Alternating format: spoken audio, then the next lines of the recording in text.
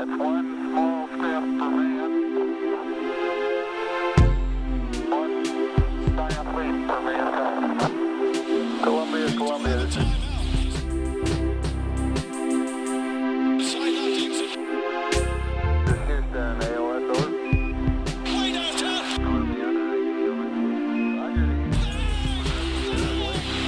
Setting up the flag now.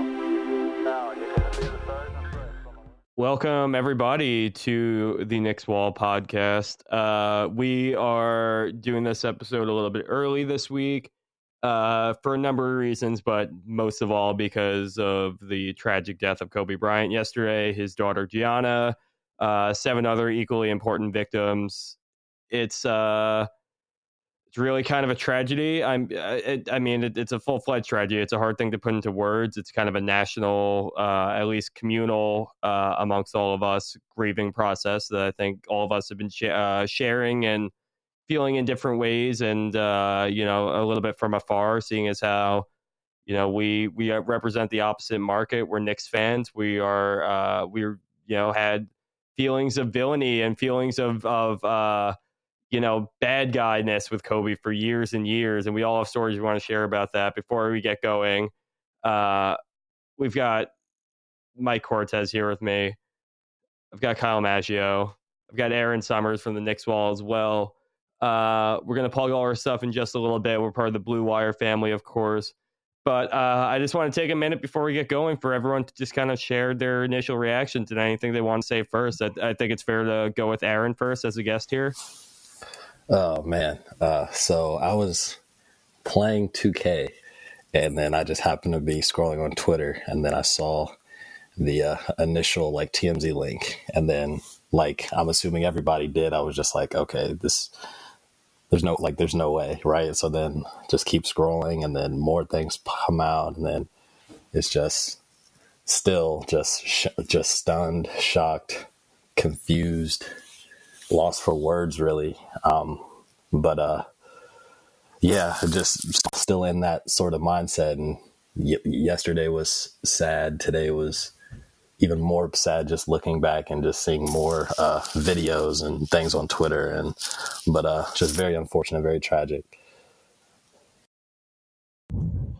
Yeah, I didn't believe it at first. I was in kind of full denial mode. I was walking my dogs when I found out. I was with my wife, and I remember I said out loud to her, I was like, they're saying Kobe's dead, and she's like there could be any other Kobe, it's like Kobe. It's like, yeah, like Kobe Bryant, like, of course, we both just kind of looked at each other like, what the fuck, and then we came inside, and I just kind of sat there for a while. I don't know how long, but I was there, I guess, probably at least an hour, just sitting down in the kitchen, just scrolling on my phone. And I couldn't look away because, there was some irresponsible journalism happening yesterday, and there was a number of outlets rushing to be first instead of being accurate. And it was a little bit disgusting. And for us to kind of have to go through the motions and that was a roller coaster for us. I just started thinking about his family and them having to see that and hear these things and not know what's true and what isn't true. And, my mind jumped immediately to, I pray to God, his family wasn't on the plane. I hope, if anything, it's just him alone. That's it. It's still tragic and terrible and everything else that we're going to feel today and yesterday. But, at least I thought, minimize it, because worst case scenario, if someone else is involved, that's a family member of his, this is another layer, something even more tragic, maybe we really haven't seen before. And it's exactly what ended up happening. First, some of the rumors came out that his daughters, plural, may have been in it. And then, it came out that there was none of them in it. And then at the end, we find out it's just Gianna, his oldest. So, it's heartbreaking. It's heartbreaking. I keep saying this today, and it's because I can't get it out of my head, and I'm not trying to bring anyone down on the podcast, but I just keep thinking about the last moments that he must have had and she must have had, and all of them, not just those two in the plane. And it's sad, man. It's sad. It's a tragic way to go, and nobody deserves that. It doesn't matter who it is, and a lot of people lost their lives yesterday in a really unfortunate and tragic random event, and a lot of us feel empty today because of it. It's just sad. I mean, I cried yesterday. I did. I don't care. I think a lot of people probably felt the same way or have cried, and it's just really funny how people affect you, whether it's directly or indirectly. You never really know. Last thing I'll say, and I want to hear, Mike's version, but I was talking to my brother-in-law yesterday, and we were talking about that. Like, it's wild how people can indirectly affect your life. I mean, he's all the way in Los Angeles, that was his career, 20 years with the Lakers, and we hated him for 20 years. We rooted against him, and it was beautiful. But it was never like, like we actually hate Paul Pierce. You know what I mean? Like, we actually hate Paul Pierce. Like, Paul Pierce sucks. But like Kobe we hated. Like, it was like a fun hate. Like we wanted to just beat Kobe. Everyone wanted to beat Kobe, and nobody could. And that's why it was. That's why you hated that him, was the game, quote unquote, hate them. That's what. That was the game, and that's why they made the commercial. But I mean, that's what it was. So, but for me, it was like being able to watch that growing up, like watch him against Allen Iverson or against T-Mac or, Dwayne Wade or LeBron or whoever else Melo, whoever else he played in those eras. And it was like, that's the reason we fell in love with the game. That's the reason we fell in love with basketball, was those stars. If those stars weren't there playing good basketball, when we started putting our eyeballs on the screen, we probably don't fall in love with basketball. You know what I mean? Like, it's the good players, the good basketball, those beautiful plays, those beautiful moments that they create for us. And if we didn't get that as kids, if that's not what was on the TV playing, if somebody else was stinking it up when we were looking at it, maybe we don't care about basketball. Maybe I don't watch the Knicks full time. Maybe I don't, start tweeting about basketball or writing about basketball, or maybe my life doesn't end up this way. Who knows where our paths would have been. And maybe it isn't that profound or that deep, but it's something that I think about, and I think about often in this scenario. So. Yeah, my first conscious NBA memory was probably Kobe throwing a lob to Shaq. And I was a big Shaq person growing up, so when they split, I was kind of just like, fuck Kobe for a while. And then my best friend, who I texted immediately when I got the news, like, yo, I think this might be true. He was the Kobe stan, I was the LeBron stan, and like we just argue back and forth. And one thing he always beat me in, like argument wise, was the current players respect Kobe. And I think that shone through yesterday, where everyone seemed to have some sort of connection to him, and it wasn't like a bullshit one. It seemed like genuine conversations were had. So he was kind of like the grandfather of the league. So I didn't realize how much I would care once it actually happened. And yeah, and I feel like his post-career is when I started to actually give a shit about him. If you guys ever have the chance, read Boys Among Men. It follows him through high school, and he was pretty much an urban legend in Philly on the playground courts. Like, they're like, yo, Kobe's coming. Like Omar from The Wire almost. And he was like that at Lower Merion, too. He's an 8th grader playing against high school kids.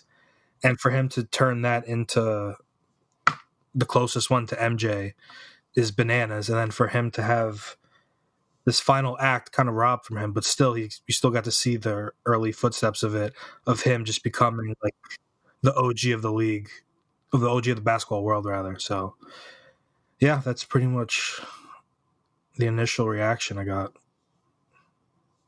Yeah, I was kind of thinking about, like, to piggyback off of your end part of him at Lower Merion and everything. I don't know why it even clicked to me, but this morning, just pretty much the whole day, like, I was watching, I was thinking about the Muse documentary. And there's a part where he's pretty much talking about his rookie year and how he used to just drive around UCLA campus sometimes when he just was kind of out of it. And he was just talking about pretty much, he would drive around there, he'd see everybody having a fun time, and he would kind of self-consciously ask himself if he made the right decision, whether it was to go pro or should he went to college and things like that. And it's like, that's kind of who he was. He set the standard of, I want to be the fucking best player. And he kind of worried about the second part of his career, like you said, after. And it's just so unfortunate that he's 2-3 years into that part and this happens, you know? So it's just like you kind of devote your whole life to basketball. Once you kind of have those subconscious feelings of what can I do other than basketball, and then you just have it taken away from you. So that's kind of, I was just thinking about that all day, and it's just very sad. Yeah, he was the most present superstar. Like every moment, no matter how big it was, you kind of felt that he knew what was going on, and you start to hear about him as a storyteller, and you could tell that in every moment. Like after his final game, he texted Ramona Shelburne like, "That last game was my life. Like everything about my life was brought into that game." When he got 61 at the Garden, he knew how much it meant. And when he won the 5th title, he said the first thing he said was, "I got one more than Shaq." Mm-hmm. So I don't think we'll see anyone that understands the moment, soaks it in, and then is able to actually. It's like he almost narrated his life, which is extremely dope. And I don't know if you guys saw The Jump. T-Mac said that when they were younger, Kobe said he wanted to die young, which I'm sure he changed from now to then. I was thinking about that too. I saw that clip actually on my way home, and I was like, I wonder if he felt that same way, like now, he was like just, with the family and all that. But he was just such like an entirely singular figure, you know. Like they're like, I think one of the big reasons why everyone's feeling like such a feeling of loss here, despite like us not necessarily like having more than the, you know, respect from him from afar, not being a fan of his team necessarily on the court, but like I feel like there's just this respect and this kind of feeling that there's never been a figure like Kobe Bryant. There's never been like a player like Kobe Bryant. There are people who do Kobe Bryant like things. There are things that Kobe Bryant did like other people, but I mean, just like the work ethic and like just the like overall drive and like persona and I like just iconic like structure of him is like so singular. So I think like to have that kind of stripped away so surprisingly now, I think that's kind of like a big reason why like everyone's feeling such a strange like loss, even though, you know, like it's still from this distance, you know. And like it's the same kind of like, and we hear the people who knew him like up close and personal, like we hear the things that like, you know, Ramona Shelburne we were saying before, but like, you know, Lowe too, and like Ramona Shelburne and Rachel Nichols did a pod earlier today, and like, you know, Ramona's telling all this shit about like Kobe checking up on her when she was going into labor, and like, you know, when he after she had her kid and like everything, and like just, you know, just even calling her sis and everything, like it just feels like the feeling that's coming from the people who knew him on a really personal level is like reflecting out there, and it just kind of goes back to like he's like the one and only, and had an impact on everybody, whether or not you necessarily agreed with everything he was, and yeah, so now to have that kind of sitting with us now, there's going to be a before and an after for sure. Mm-hmm.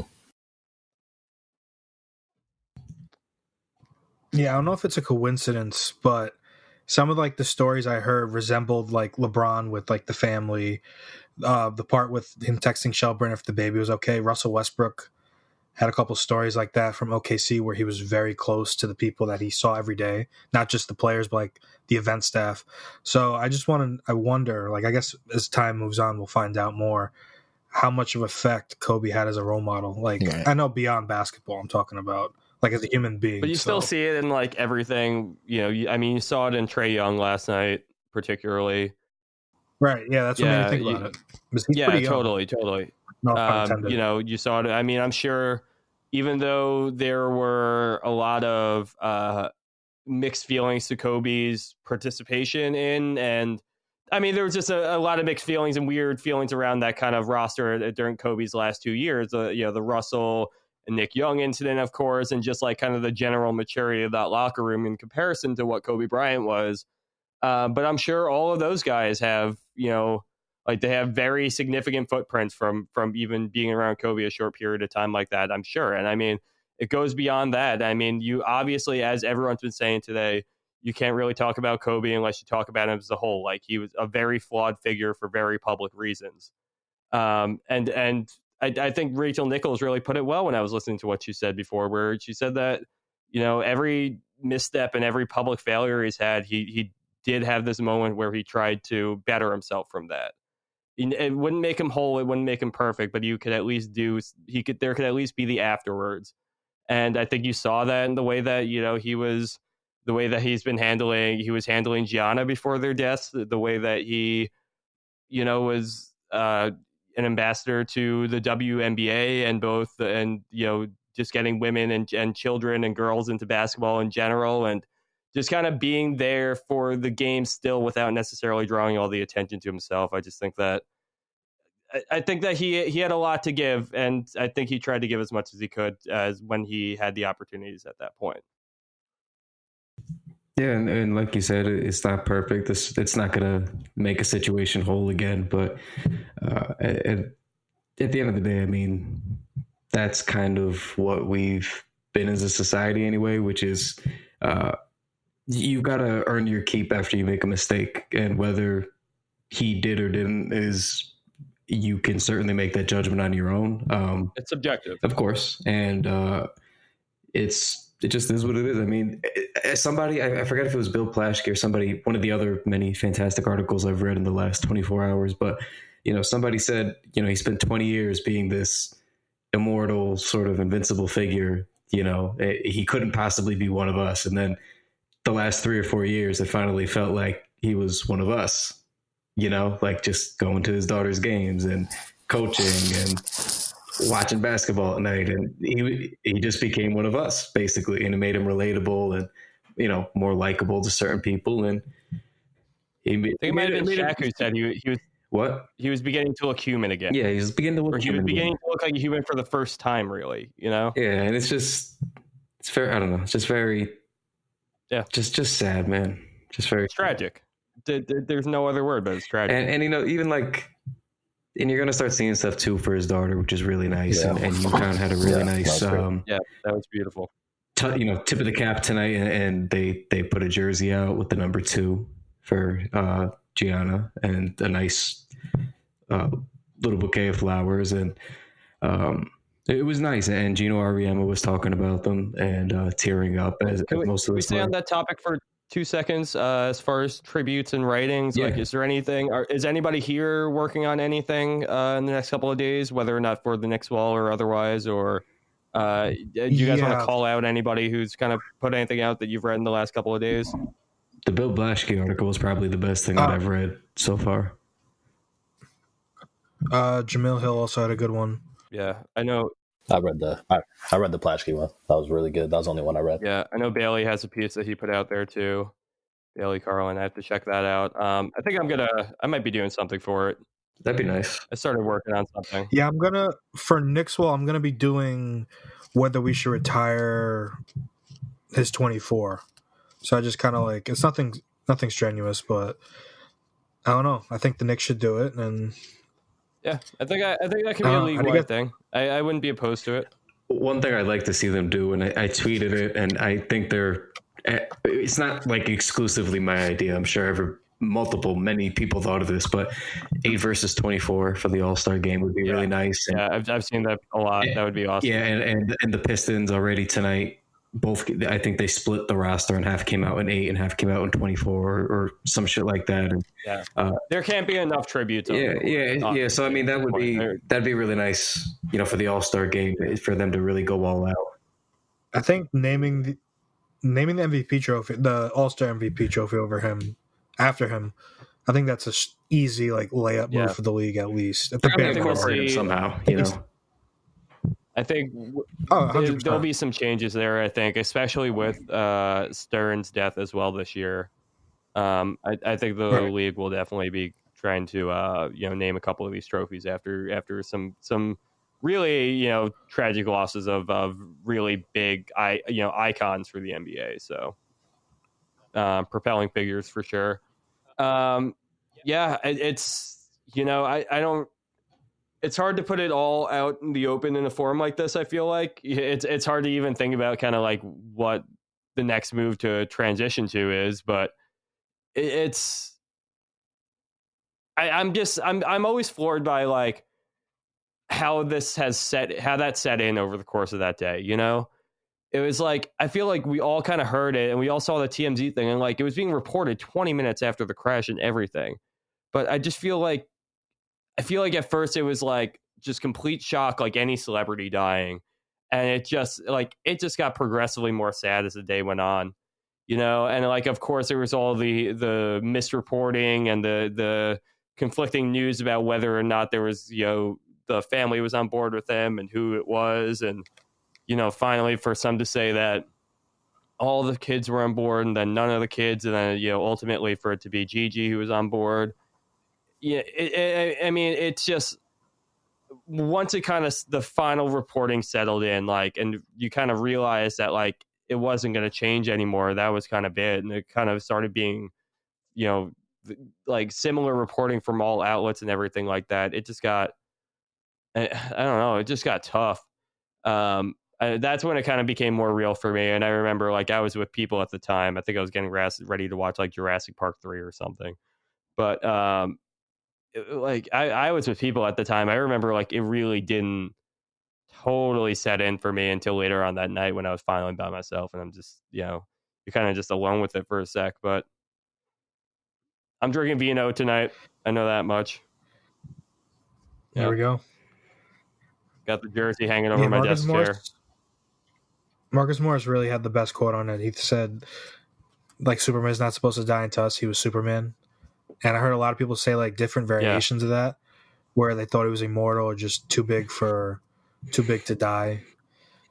And I think that was the more sobering part, because even when I did see it, for some reason I did believe it initially. Like I had like a, like that quick flash of like emptiness. That's when I texted my friend. I was like, yo, I think this guy actually died. But I was kind of just still holding out hope. That was like a Lil Wayne situation where they're like, oh, he's all right. He just had a seizure. I saw TMZ got hacked was a report for a second too.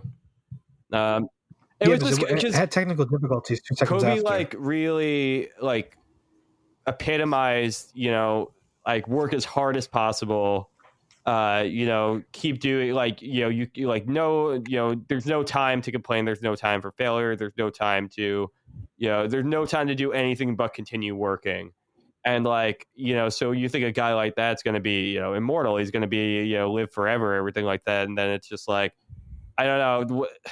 I have a lot of thoughts on what to take away from Kobe and his legacy. And I don't know whether I'm going to be able to get to the bottom of them tonight. But I just know like it's really stunning when somebody who builds themselves up to be at the peak of what they are and everything they've aspired to be is like suddenly stopped in their tracks like that. I mean, like, do you know how much weight being the franchise player of certain organizations means? It's like being the superstar of the Lakers means so much. Being the superstar of the Yankees means so much. Being, the best player on a Barcelona or Real Madrid, like that means so much because you carry the tradition of truly great players that came before you, multiple generations of truly great players. Those are how like rich organizations are born.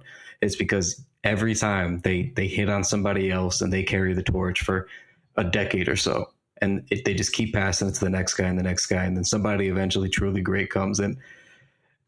I mean, that's a lot of responsibility. It is. And to do that successfully and like you said, achieve basically like he peaked, like he did everything he needed to do to fulfill that. Like that's crazy, man. Like a lot of us aren't ever going to get the opportunity to do that kind of a thing. You know what I mean? And he accomplished more in 41 years than we're going to be able to accomplish in, 41 lifetimes. And I just think it's still surreal to me, man. Like it doesn't feel real. It's Kobe, like Right. it doesn't make sense. It's just crazy. Like he had, everyone's seeing the graphic everywhere that like he had almost just as many points. I forget whether 8 or 24 was more, but he had like either way. equal. It was just about the equal amount of points. And it's just it just feels like in the scheme of his life, like he had his playing his career, he had his number 8. Like he was supposed to get that same kind of greatness and brilliance in after his career, his 24 years.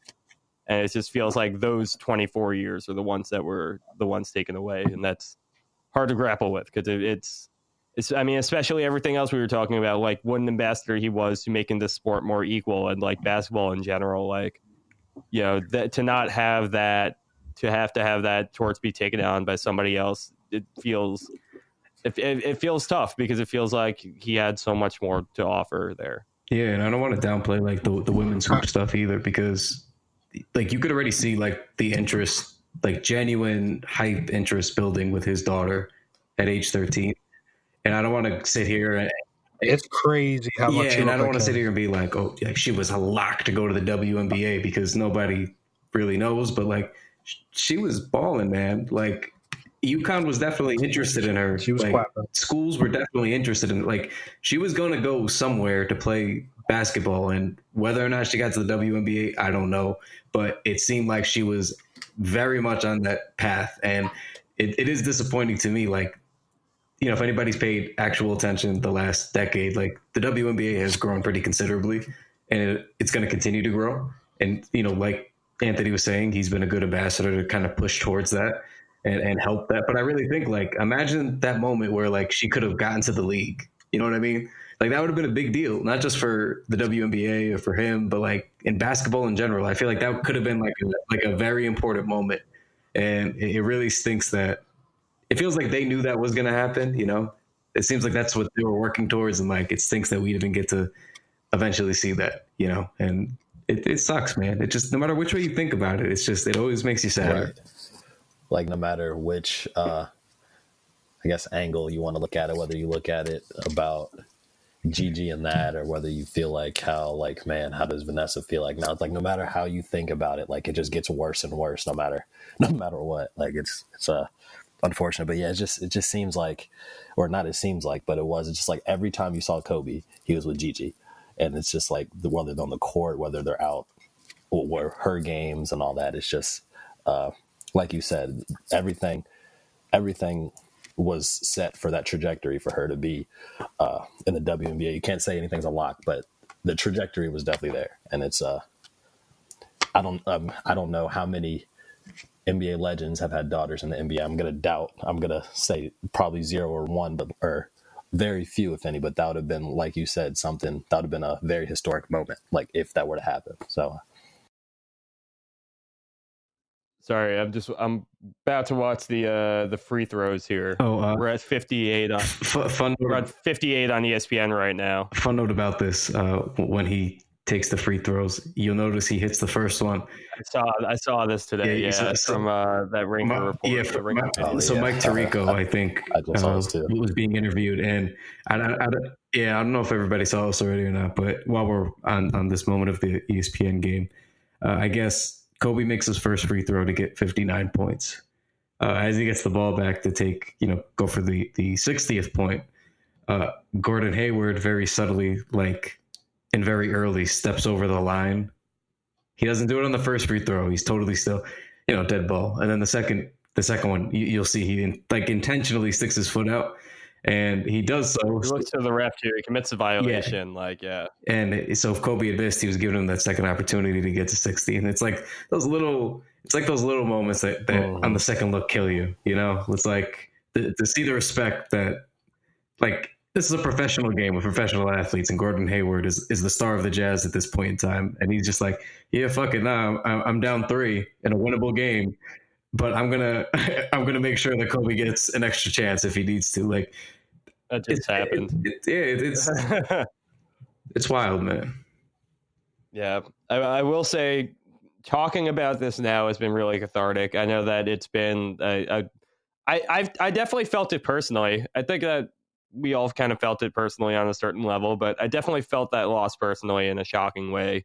And I know that I definitely haven't been like fully okay since I learned about that. I mean, it's Monday night that we're recording right now. And I mean, I started to, and honestly, it sounds real, kind of corny to talk about it in these terms, but the only real sense of relief that I was able to find was just kind of putting on the basketball game today. I mean, I just kind of threw on Miami and Orlando when I got home, and it was just kind of something about watching basketball being played and like kind of just hearing the sounds of the game and everything to kind of, I don't know, I guess normalized it a little bit more for me. And I, watching obviously one of these Kobe games that are on TV as we're recording right now is also putting things into perspective. And I mean, just kind of talking about it. So I could feel like kind of the hold of it all starting to kind of subside and the shock of it all kind of starting to subside. And I think kind of we're all starting to get to that point now. But definitely a moment where just such a gripping, period of time now. And I mean, it all gets put into perspective, and we haven't said enough about how tragic it is. We really can't enough be said about how tragic it is to have Kobe lost, but Gianna really not be able to live out the kind of dreams that were set ahead of her and everything, and not just her but everyone else and the other little girl on the flight and all of them. Those are hardworking parents, those are hardworking coaches on board. That was a hardworking pilot who, whatever ends up becoming of it may not have been out in conditions he should have been out in, but surely wasn't of his own decision there. There's just a lot of loss to be felt there, and it's been touching to see us as a whole kind of pay tribute to that. And now that things kind of start to get easier, it still is tremendously hard for those families and everybody involved. So anything to kind of keep hearing from them and keeping them in our thoughts and everything is super important. All right, real quick. I got Kobe 8 or 24, everybody. I got 24. I just think that's, like I said earlier, just the height of his powers, fully mastered his craft, and I enjoyed watching that one the most. I agree with that. Eight's definitely the cooler one, though. 8 was definitely the cooler one. Had all the flair, all the fire. Undeniably, why we love that player in the first place, for sure. Yeah, that 8 jersey just kind of. 24 is like 24 is like you had an appreciation towards the end. Like you've been doing all the hating for like 12, 13, 14 years, and then like, all right, then like you start to get into the 24 years, and you're like, all right, like he's beating up on Dwight. You're like, well, what can we do here? He beats the Celtics. All right, well, he beat the Celtics. That's a big win for me. I'll take it. I like having the ultimate Kobe at the end in 24, but I like the idea of like young, scrappy, Afro kind of Kobe like was a killer. Afro Kobe was The first two or three 24 years though, man, he was something fucking different. 81 was in 8, right? He was wearing 8 when he got 81, right? I believe so, yeah. Yeah, I think he was in 8, yeah. I think so. That was one of the last 24 few years. 24 is like, I think like a year or two after that. It's one of those weird years because like 8 to me is like forever associated with like Showtime style jerseys. And then you kind of like those weird kind of crossover years where they went to like the kind of newer Laker styles or like the Kobe era Laker jerseys. And then he still had 8 rolling on that. Like I'm just like those are so weird to look at to me. But yeah, I definitely have the Showtime 8 hanging on my desk chair at work right now. Does taking Brandy to prom count as Afro Kobe? That's an insane flex. One way or another, it's peak Afro. I don't think he had the Afro. They didn't have the Afro. That's the roots of the Afro right there, honestly. That's crew cut. Yeah, that's crew cut Kobe. Yeah. Yeah. I think, not to take everyone away from their Knicks this week that I know that you're all dying to hear about, another missed week without the Maple Mamba. But we need to, have this moment of catharsis, I think, at least amongst the four of us. And, I know everyone's kind of had their Kobe covered for the day. I know it kind of took me a while to get into listening to the various podcasts that came out and reading the various articles and everything. But I think it's good that we all kind of say what we need to say and get it out there. And now we can kind of move along. And, there's always going to be the before and there's always going to be the after. And like the NBA is always going to be changed by this. And, but, at this point, at least, like we've had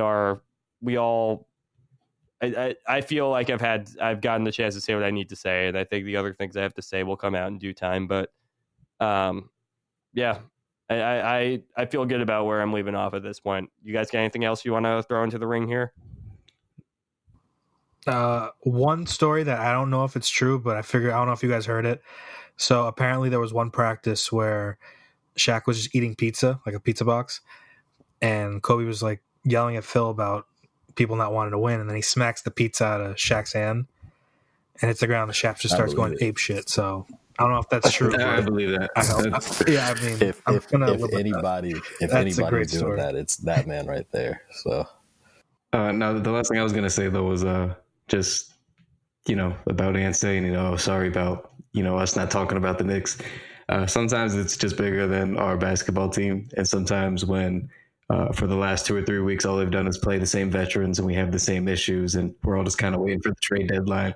There's only so many ways that I can repackage that we need to play the kids and whatever else, but the point here is sometimes things are a little bit broader, and if you're a fan of the Knicks, you should also be a fan of basketball and the NBA, and it's a big day. It's a big loss for everybody in that aspect, and if you're a fan of that sport that we all should love dearly, if you're listening to this podcast anyway, you should know and understand that too. So sorry we didn't talk about our shitty team this week. We'll pick it back up next week.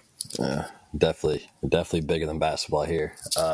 And it's just like him itself, like him in general, like you hear the term larger than life and like things like that. And like, that's truly like what he was, So like if you appreciate basketball, you know who he is, you love this man, but he was more than basketball. He was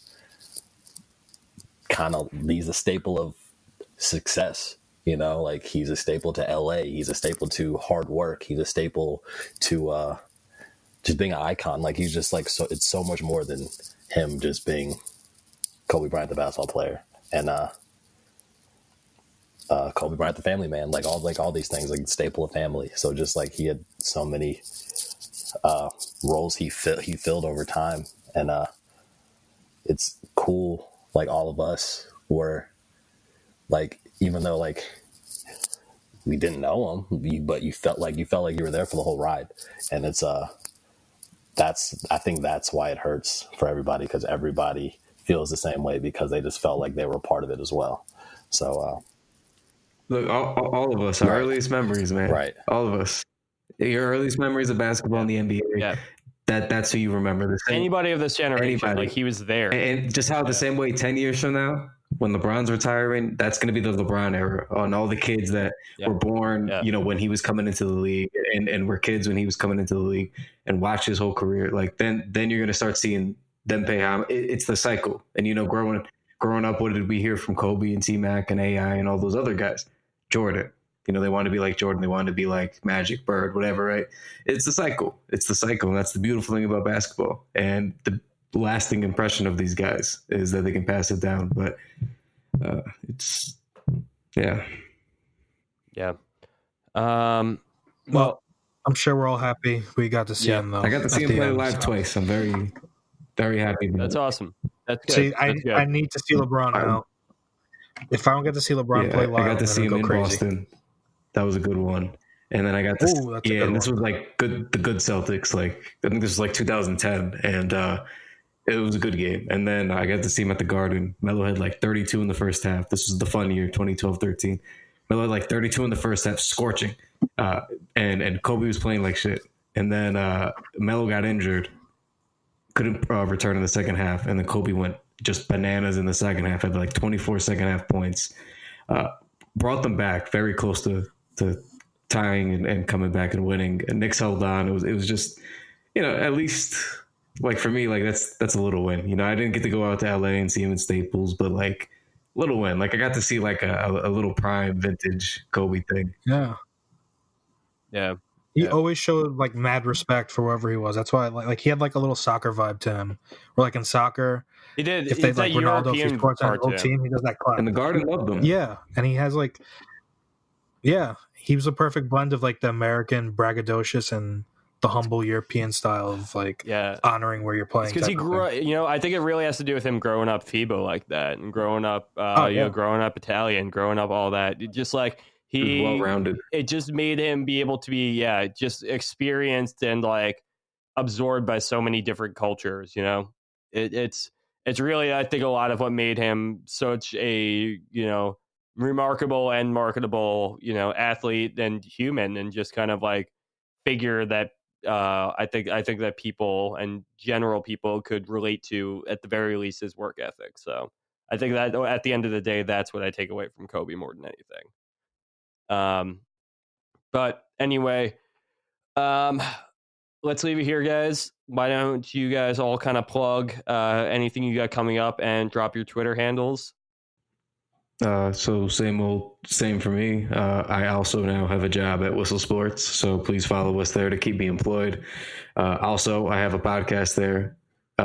If you like spending money on gambling, I might have the podcast for you. It's called 300 Seconds. That is a $sign for the S, because we're smart and witty, and that's why we got the job we got.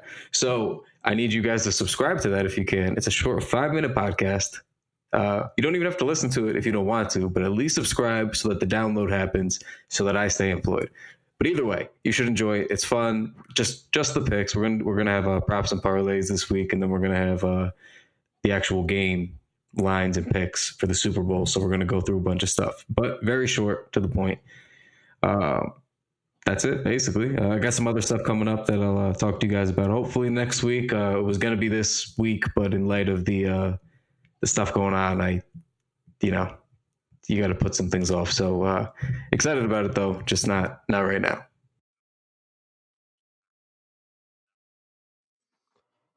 All right, Mike, what do you got coming up? All right, yes. The piece I mentioned, I'm gonna do a blog on whether the Knicks should retire Kobe's 24. While you're there for now, though, head over to the knickswall.com. Brandon Campbell also put a great piece on Mike Miller versus David Fizdale, what the difference has been between the two coaches. Hint, Mike Miller has a brain. And then I think Dylan has a piece coming out in the morning, so check it out. All right, Aaron, you want to plug your handle? Anything you got going on? Not much. Check me out. I'll probably be doing some live tweeting for some of the games sometime soon. Give me a follow at __ you see it. That's really all I got. All I got is some fire tweets and some fire memes.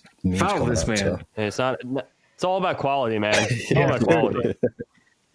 If Aaron isn't by 1,000 in July, I'm pulling up on the first person, just smacking the shit. Y'all heard them. It's disgusting. There's at least 1,000 of you subscribed to this podcast. I know for a fact, at least minimum 1,000. If you don't follow, everybody's coming 15 of you don't find your way to Twitter to follow this man. Yep.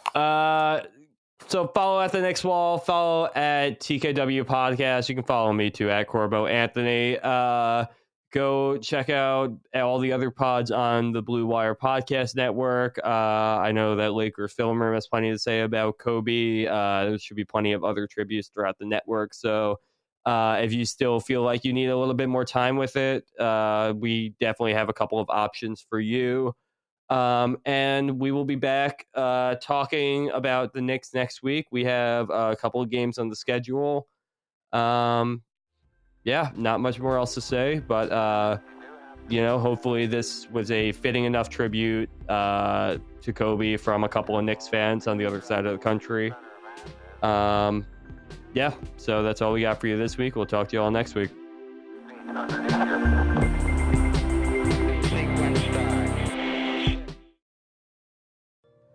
What up, listener? We wanted to take a second to thank you for listening to this Blue Wire podcast. Be sure to show your support to this pod by subscribing and dropping a 5-star review on iTunes, a follow on Spotify, or the appropriate DAP for any other platform you might be listening on. And if you're enjoying this show, chances are you'll like one of our 75 other sports podcasts. Find more shows you'll love at BlueWirePods.com. Thanks again for listening, and now back to your regularly scheduled podcast.